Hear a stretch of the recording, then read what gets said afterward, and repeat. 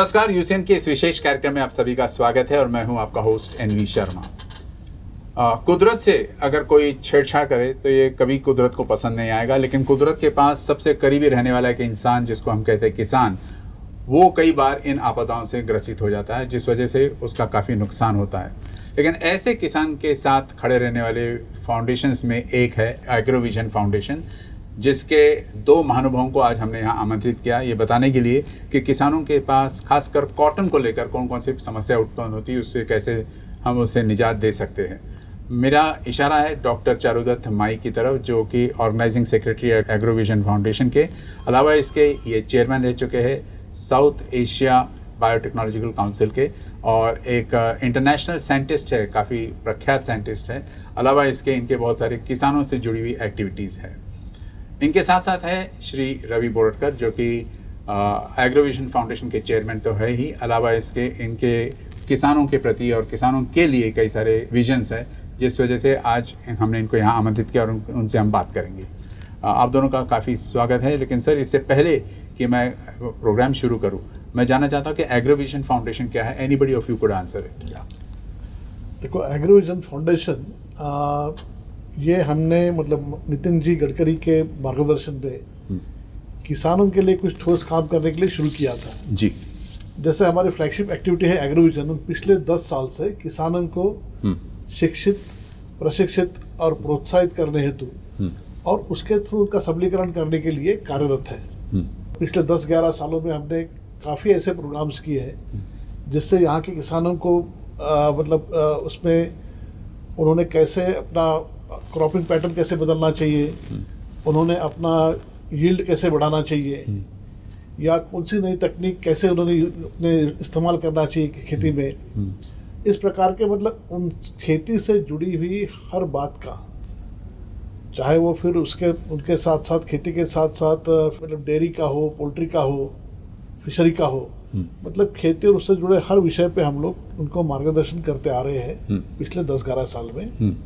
और हमने देखा कि अभी पिछले 3 साल से ये जो गुलाबी बोंड रही, जिसको मराठी में कहते हैं, या पिंक बोलवर्म जो बोलते हैं, उसका यहाँ प्रादुर्भाव विदर्भ में ज़्यादा हुआ था। तो उसके लिए एक कैंपेन की हमने अभी शुरुआत की। जी, तो आपने जैसे कहा कि एग्रोविजन किस किस्म से इस चीज़ पर बोलवर्म पर किस किस्म से नियंत्रण पाएगा, ये आप किसानों को एडवाइस करते रहते हो? नहीं, हम लोग जैसे मैंने कहा कि पिछले 3 साल से हम लोग एक कैंपेन करते हैं। ठीक है। 8-10 दिन में हम लोग प्रयास करते हैं कि हम लोग ज़्यादा से ज़्यादा किसानों को हमारे विदर्भ रीजन में हम पहुँचे।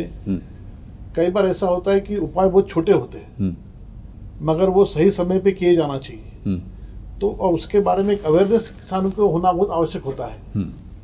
इससे कुछ डरने वाली बात नहीं होती, क्योंकि पहले साल जब इसका प्रादुर्भाव हुआ था तो काफ़ी एक माहौल थोड़ा सा एक डर का पैदा हो गया था बीटी कॉटन के बारे में, कॉटन के बारे में, क्योंकि कॉटन हमारे यहाँ का बहुत एक इम्पोर्टेंट ऐसा क्रॉप है, कैश क्रॉप जिसको हम कहते हैं। तो इसलिए इससे कैसे बचा जाए, इसके बारे में जो छोटे छोटे उपाय हैं उसके बारे में हम लोग एक पूरे 8 दिन कैंपेन करते हैं और लोगों तक पहुँचते हैं। अब उसके टेक्निकल डिटेल्स के बारे में डॉक्टर माई साहब आपको विस्तृत में बताएंगे। जी सर, मैं आप ही की तरफ रूबरू होता हूँ और जानना चाहता हूँ कि ये पिंक बोलवर्म जो है, ये कॉटन को कैसे ग्रसित करता है, कैसे इफेक्ट करता है और उसका क्या दुष्परिणाम होता है ओवरऑल खेत पर? ये एक जो इल्ली है, हाँ, ये इल्ली साधारण क्रॉप के 80वें दिन के बाद जैसे बोंड निर्माण होता है तो वो इल्ली उसको डंक मारती है और अंदर जाके बैठ जाती है। जैसे बोंड फूलता है वैसे वो अंदर पूरा खा जाती है और आखिरी में क्या होता है कि आपको वो बोंड के जगह वहां सारा सड़ा हुआ कापूस मिलता है। तो ये जो हमारे किसान भाई है, इनको ये जल्दी समझ में नहीं आता कि ये एक दफे अंदर चली गई तो इसको कंट्रोल कैसे करना।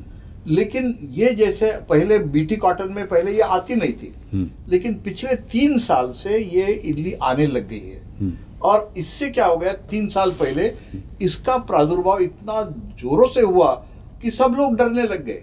इवन पेपर में आने लग गया कि बीटी कॉटन फेल हो गया, ये हो गया। तो नेचुरली फिर क्या हो गया कि फार्मर्स को एक कॉन्फिडेंस देने की जरूरत थी।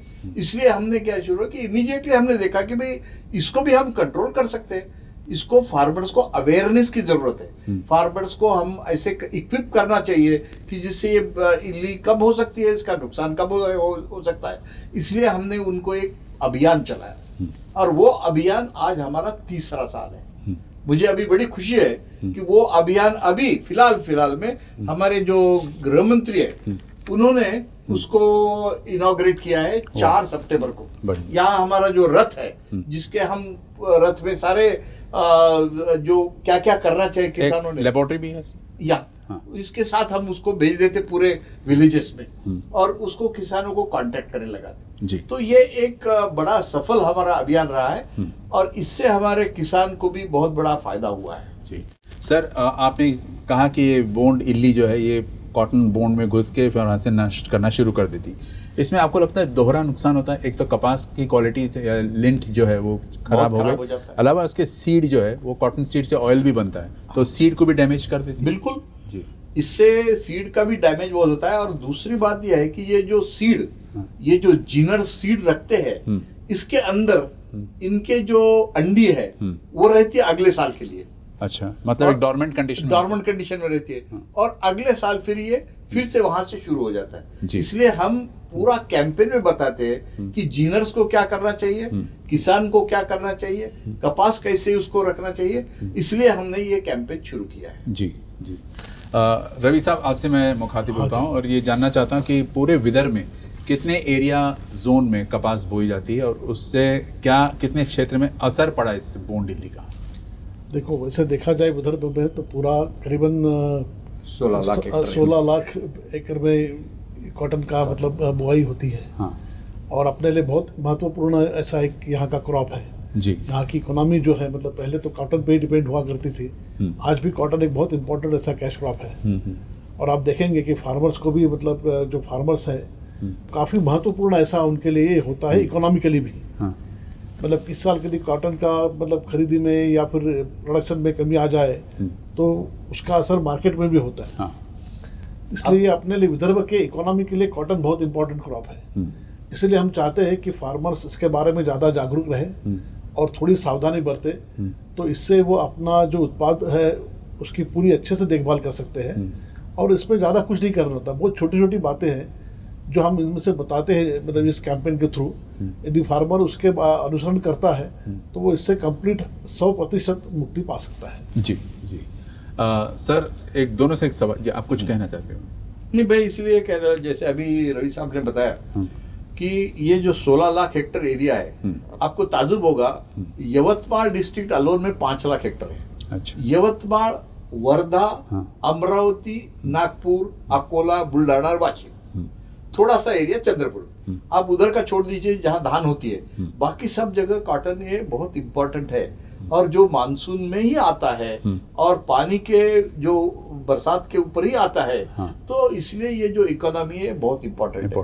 मतलब ये हम कह नुकसान हो सकते जाने से इसको फार्मर्स बड़े डिस्ट्रेस में आ जाते हैं। जी, मतलब हम कह सकते हैं विदर्भ एक वाइट गोल्ड बेल्ट है। बिल्कुल बिल्कुल सही बात है। बिल्कुल जी, सही कहा। सर, आप दोनों से फिर एक सवाल है कि जैसे अभी कोविड का ज़माना है, सोशल डिस्टेंस का ज़माना है, कि इन हालातों में आप किसानों से कैसे संपर्क में रहते हो? अब हमने क्या किया है कि मैं थोड़ा सा आपको ये बता देना चाहता हूँ कि हमारा जो कैंपेन है, ये देखिए ऐसे टाइप के पोस्टर हमने पहले साल 1 लाख पोस्टर हमने पूरे विलेजेस में बांट दिए और इसमें पूरा लिखा है कि क्या क्या फार्मर्स ने करना चाहिए। जैसे अभी इस साल 3 महीने हो गए कपास अभी हो गए, तो पहले क्या करना चाहिए ये हम इस साल बताते हैं उनको, अगले साल आपको क्या करना चाहिए। अच्छा। और अब हम बताते हैं कि अभी 3 महीने हो गए, 3 महीने में आपको क्या करना, जैसे अगस्त में क्या करना चाहिए, सितंबर में क्या करना चाहिए। अभी जैसे ही उनको दिखेगा कि भाई आपको अंडी दिखने लग जाएगी तो इमीडिएटली ट्राइको कार्ड परचेस करके लगा दो। दूसरा हम उनको बताते हैं कि भाई आप ये जो है इसका निम्बोड़ी अर्क बोलते हैं हम इसको, ये आप इसका पानी में घोल के आप उसको छिड़काव दे दो। और इसके बाद में भी वो कंट्रोल नहीं हुआ तो हम बोलते हैं दवाई छिड़को। तो ये सब चीजें जो है, और उनको फिरोमोन ट्रैप्स कैसे लगाना, ये सब सिखाते हैं जी। और इसके लिए हम लोग ना हर प्रकार का मीडिया यूज करते हैं। जैसे सर ने बताया कि पोस्टर्स तो बांटते ही है, पर हमने किसानों को सरल भाषा में समझेंगे ऐसे एक इलस्ट्रेटिव बुकलेट तैयार की है अच्छा। मतलब उसको पढ़ना नहीं है, वो पिक्चर देख के भी समझ सकता है कि उसको क्या करना है। मतलब जब बुआई करेगा तब क्या करना है, उसके बाद में क्रॉप बढ़ेगा तब क्या करना है, मतलब हर स्टेज में उसको क्या क्या करना है, ये भी हमने लाखों की तादाद में बांटे हैं। इसके अलावा हम लोग बाकी इलेक्ट्रॉनिक मीडिया का भी इस्तेमाल कर रहे हैं, जैसे मतलब एड्स भी जाती है, रेडियो में भी आता है, हम लोग जो हमारा रथ जाता है उसमें भी ऑडियो वीडियो क्लिप्स होते हैं, वो भी उनको दिखाते हैं। और अभी जैसे आपने पूछा था लोगों तक कैसे पहुंच रहे हैं, तो इसमें हम लोग जितने भी यहाँ के विद्यालय हैं, मतलब कृषि के विद्यालय होंगे, केवीकेस होंगे, बाकी जो इंस्टीट्यूशन है जो कॉटन पे काम कर रही है, इन सब से हम संपर्क स्थापित करके उनके माध्यम से भी लोगों तक पहुँच रहे हैं। अच्छा। और इसके अलावा अभी इस पीरियड में, खासकर इस लॉकडाउन के पीरियड में जिसका आपने जिक्र किया, उसमें हमने काफ़ी सारे, मतलब करीबन हर हफ्ते हमारा एक वेबिनार होता है, अलग अलग विषयों पे भी होते हैं। और जैसे यदि इस कैंपेन की बात करेंगे तो इसके लिए हमारा एक वेबिनार ऑलरेडी हो चुका है, और हम लोग अलग अलग जिलों में, जैसे सर ने बताया कि हमने इसके पोस्टर छपवाए, वैसे हमने इसमें अलग अलग मीडिया से भी हम लोग किसानों तक ये संदेश पहुंचा रहे हैं जी।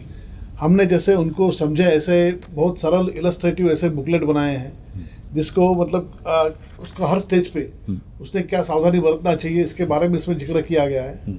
उसको पूरा पढ़ना भी आवश्यकता नहीं, मतलब वो पिक्चर देख के भी समझ सकता है। ऐसे बहुत सरल तरीके के ऐसे बुकलेट हमने छपाए हैं, ये भी लाखों की तादाद में हमने डिस्ट्रीब्यूट किया है।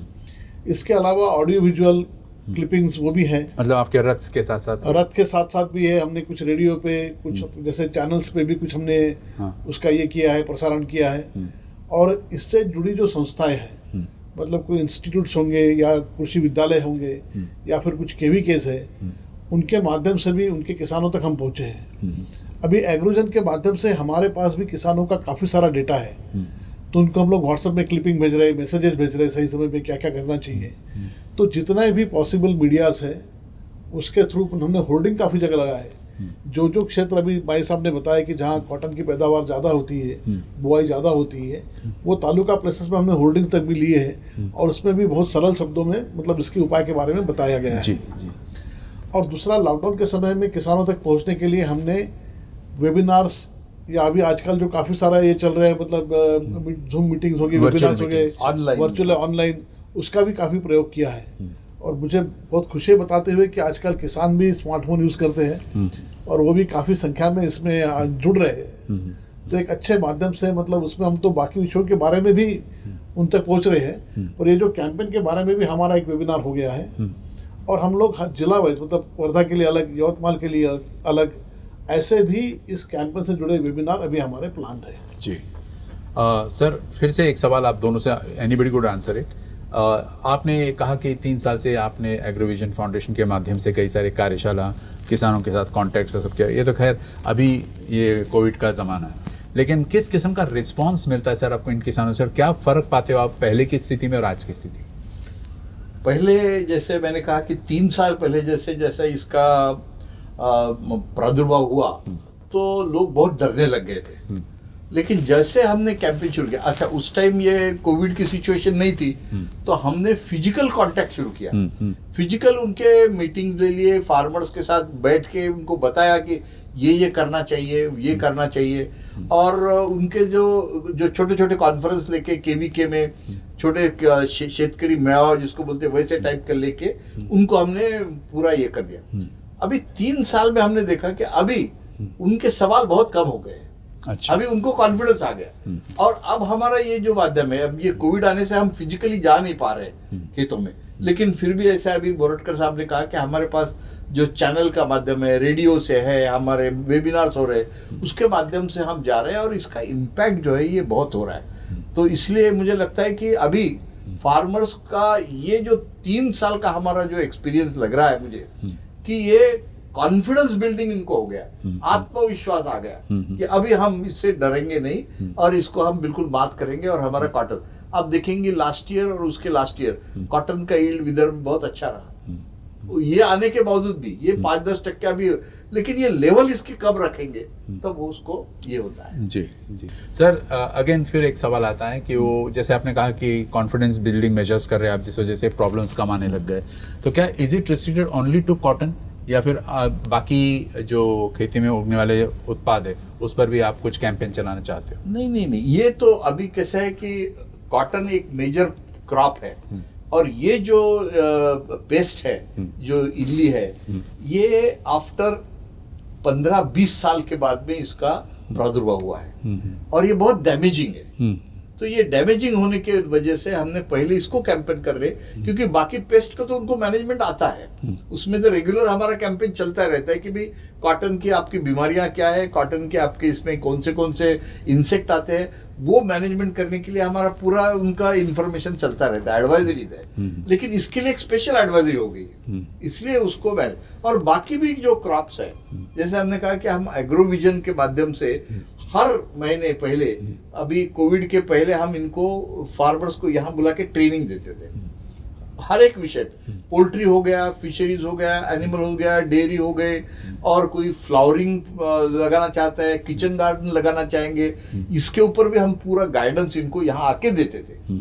अब ये कोविड की वजह से हम क्या कर रहे हैं इसको, कि हम इनको वेबिनार कर रहे हैं इसी के ऊपर। अभी तक हमने, मुझे लगता है कि करीब 20 एक वेबिनार किए हैं, और सारे अलग-अलग विषयों पे, सारे अलग-अलग विषय पे, और अलग-अलग एक्सपर्ट हमने पूरे भारत से भी एक्सपर्ट मंगाए हैं, ताकि उनको कॉन्फिडेंस आ जाए।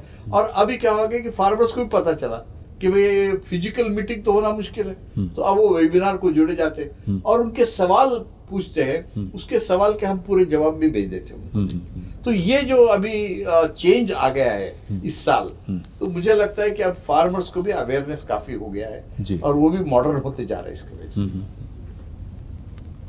नहीं, मतलब जैसे आप पूछ रहे थे कि सिर्फ इसी विषय पे और बाकी विषय पे भी मतलब किया है क्या हमने, तो जैसे सर ने बताया कि ये लॉकडाउन के पीरियड में हम लोगों ने करीबन 20 अलग अलग विषयों पे, जिसमें मतलब ऑर्गेनिक फार्मिंग होगा, फिर पेस्टिसाइड्स का बाकी यूज़ भी होगा, जैसे मतलब आपने कहा बाकी क्रॉप के बारे में, तो ओवरऑल पेस्टिसाइड मैनेजमेंट उसके बारे में भी हमने किया है, तो एकदम ऑर्गेनिक के बारे में भी हुआ है, और हमारा डेयरी के बारे में, फिशरी के बारे में, फिशरी में इनलैंड फिशरी का अलग किया हमने, क्योंकि जो हमारे विदर्भ से ताल्लुक़ रखता है, पर मरीन फिशरी के बारे में भी हमने किया है, क्योंकि इसमें भी अभी काफ़ी अच्छा पोटेंशियल है। तो ऐसे अलग अलग विषयों पे हमने हर विषयों में उस क्षेत्र से जुड़े अच्छे लोगों को लाके, और हमारे हर वेबिनार में मतलब कभी 500 कभी 1000 इस तरह के लोग जुड़े हुए थे। अच्छा, तो हम लोग अच्छे लोगों तक इसमें भी पहुँचे हैं। इस मतलब इस दौर में भी हम लोग काफ़ी लोगों तक पहुँचे। जी, इन्हें सराहनीय कदम है सर आप दोनों का एग्रोविजन की तरफ से, क्योंकि इस कोविड के माहौल में और सोशल डिस्टेंसिंग के माहौल में आप वेबिनार के माध्यम से या बुकलेट्स या पैम्फलेट्स के माध्यम से आप उन तक पहुँच रहे हो। अभी हाल ही में एक और क्रॉप जो मेजर क्रॉप कह सकते हैं विदर्भ का, वो है सोयाबीन।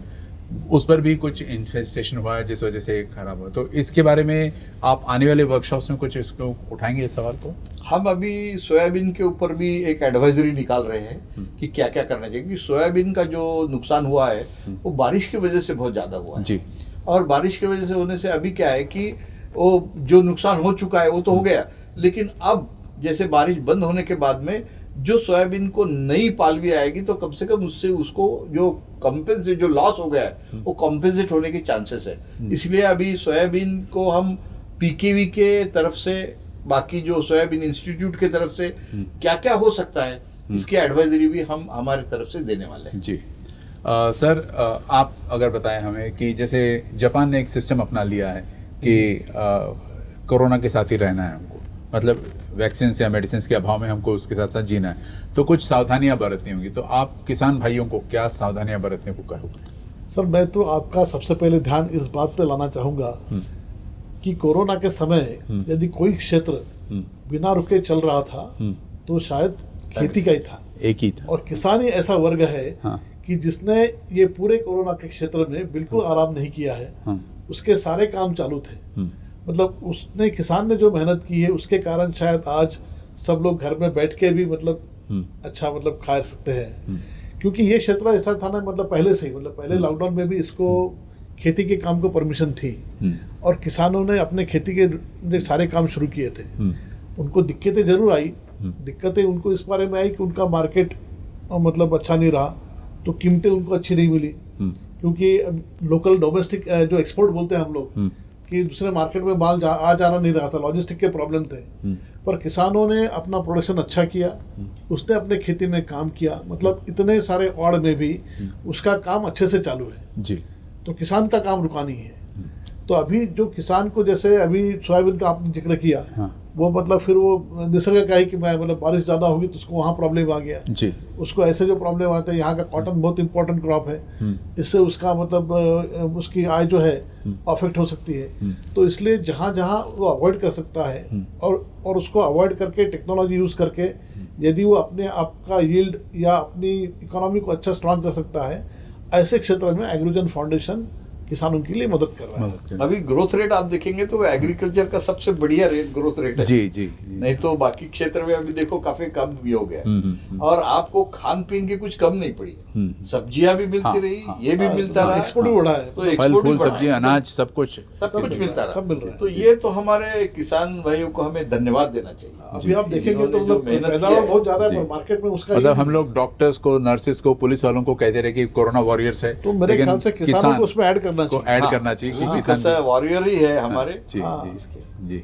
उसका बिल्कुल रेगुलर काम चल रहा है। सर ये एक ऐसा फील्ड है एग्रीकल्चर कि आप अगर किसी और टेक्नोलॉजी को सीख भी लोगे या फॉरेन कंट्रीज में क्या सिस्टम अपनाया जा रहा है वो अगर आप उसका अध्ययन भी करोगे तो वो यहाँ काम नहीं आ सकता है, क्योंकि यहाँ का सॉइल, यहाँ का वेदर और यहाँ के कंडीशंस कुछ अलग है। तो इन हालातों में आप किसानों को इन समस्याओं से जो जूझ रहे उसको कैसे, उसका हल निकालोगे आप लोग? नहीं, हमने अभी कैसे किया है कि आप तो प्रदेश की बात कर रहे हैं टेक्नोलॉजी की, हम सोच रहे हैं कि आप जैसे आप भारत में भी आप जाएंगे, हिमाचल प्रदेश से लेके केरला तक जाएंगे, तो हर एक एग्रो इकोलॉजिकल जो जोन है वो सब अलग अलग है। और इसलिए जो कुछ हमारा अनुसंधान है या तंत्रज्ञान है, हम उस क्षेत्र के लिए निकालते हैं ताकि उसको हम उसका गाइडेंस दे सकें। अब जैसे विदर्भ में 85% और ड्राईलैंड एग्रीकल्चर है, तो ड्राईलैंड एग्रीकल्चर के लिए जो हमारे क्रॉप्स है, जो हमारे एनिमल्स है, जो बाकी चीजें, उसके लिए जो तकनीकी है वो हम उनको पहले इसको ट्रेन करेंगे। लेकिन यही चीज पंजाब में नहीं हो सकती, पंजाब में अलग है। हाँ, तो मैं वही कह रहा था, क्लाइमेटिक वेरिएशन, सॉइल वेरिएशन बहुत ज्यादा है। हाँ, जी।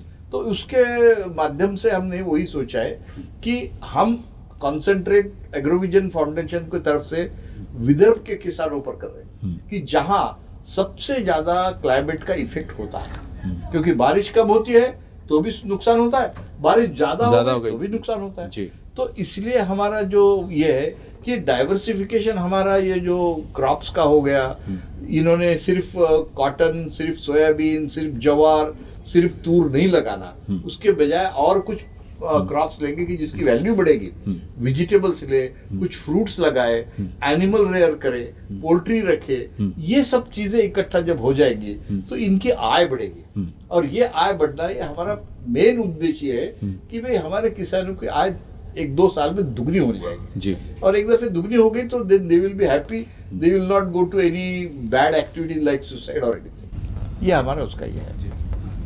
सर आपने बहुत अच्छा सवाल किया था कि मुझे लगता है कि किसान का भी ऐसे हो गया है, हाँ। उसको अपने यील्ड बढ़ाने का प्रॉब्लम नहीं है, पर वो उसकी यील्ड बढ़ती भी है तो भी उसका मार्केट मिल जाता है, उसको पैसा नहीं मिलता है ना, वो कम आता है तो भी नहीं मिलता है। तो मेरे ख्याल से ये इतना इम्पोर्टेंट जो क्षेत्र है अपना कृषि का, अभी शायद हम लोग पहले बार ऐसा लग रहा है कि पिछले कुछ सालों में इस पर ध्यान दे रहे हैं, मतलब किसानों की आय दुगनी करने की बात हो रही है, किसानों के लिए इंफ्रास्ट्रक्चर बढ़ाने के लिए भी एफपीओ को सपोर्ट करने जा रहे हैं।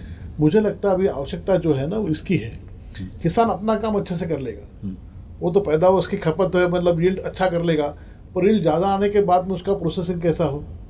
अभी जो बात हो रही कि एग्रो बेस्ड प्रोसेसिंग को बढ़ावा दिया जाएगा, उस टाइप का मतलब उसको सपोर्ट मिलना चाहिए, उसका लॉजिस्टिक अच्छा होना चाहिए, उसको इंफ्रास्ट्रक्चर ऐसा अच्छा होना चाहिए, उसको खेत तक जो 12 महीने जा सके ऐसे रास्ते बनना चाहिए, पानी की व्यवस्था उसके खेत तक होना चाहिए, है ना। बिजली की अभी कुछ से हो रही है या सोलर के पंप अभी देके मतलब वो कर रहे हैं, तो सोलर से अभी हो रहे हैं। मेरे ख्याल से अभी मतलब ऐसे प्रयास भी हो रहे हैं उसको सपोर्ट करने के, और किसानों में भी इसका थोड़ा अवेयरनेस बढ़ गया है। तो यदि हम लोग इस क्षेत्र को जाने के, बहुत महत्वपूर्ण क्षेत्र है हमारे देश के लिए, आज की तारीख में भी 50% से ज़्यादा लोग इससे जुड़े हैं, आज की तारीख में भी सबसे ज़्यादा एम्प्लॉयमेंट पोटेंशियल जो है वो क्षेत्र खेती है, सबसे ज़्यादा लोगों का एम्प्लॉयमेंट इसी क्षेत्र से है। तो इसका महत्व जानते हुए यदि हम लोग इसको अच्छा support they by way of infrastructure development या एग्रो बेस्ड जो बाकी छोटे उद्योग है उसको बढ़ावा दे, प्रोसेसिंग वगैरह करने के लिए, या फिर जैसे सप्लाई चेन मैनेजमेंट का जो है उसके लिए हम लोग कुछ बुनियादी मतलब दैट ऑल्सो इंफ्रास्ट्रक्चर भी आता है। जी। पर यदि इस क्षेत्रों के यदि हम लोग प्रॉपर बढ़ावा दे तो मेरे ख्याल से इस क्षेत्र की उन्नति होगी, किसानों की उन्नति होगी। नहीं, इस लॉकडाउन में आपने देखा कि सरकार ने सबसे ज्यादा ध्यान दिया होगा तो यह कृषि के क्षेत्र में दिया है। क्षेत्र में जी। उन्होंने सारे रिफॉर्म जो है, मार्केट रिफॉर्म, एपीएमसी एक्ट निकाल दिया है, उन्होंने इसेंशियल कमोडिटी एक्ट निकाल दिया है। अब आप स्टोर कर सकते हैं चीजें, आप एक्सपोर्ट के लिए रुक सकते हैं, आप कोल्ड स्टोरेज कर सकते हैं, और इंफ्रास्ट्रक्चर डेवलपमेंट के लिए 1 लाख करोड़ का अब उन्होंने निधि रखा है। तो अब ये सरकार को पता चला कि भाई इंडिया में आत्मनिर्भर तो हम होना है ना, तो अभी ये चीज है माध्यम है इसको, हाँ, ये अपना ये अच्छा अपना माध्यम हो जाए। माध्यम होगा। और कई बार देखा है नागपुर के आसपास के शहरों में भी देखा कि शेतकरी बाजार आजकल खुल हाँ, गए, जिस वजह से direct sale from the farm to the table Correct. वो लाके दे रहा है। अभी एफपीओ फार्म हो रहे हैं, हाँ। फार्मर प्रोड्यूसिंग ऑर्गेनाइजेशन के लिए उन्होंने 10,000 फार्मर प्रोड्यूसिंग ऑर्गेनाइजेशन करने के लिए पैसा दे रहे हैं गवर्नमेंट। जी।